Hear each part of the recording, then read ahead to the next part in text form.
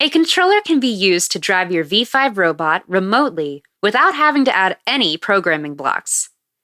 Before you can configure the controller, the drivetrain and any motors must be added to your project first. To quickly configure the controller, you can use an example template that has a pre-configured drivetrain and motors. Now, add a controller to your project with the Devices window. Open the Devices window and select Add a Device.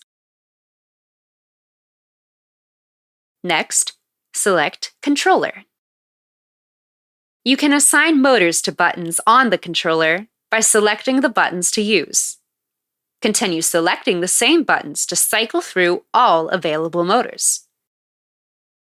Use the blue arrow to flip motor directions. Next, you can set the drive mode of the robot's drivetrain by selecting the joysticks.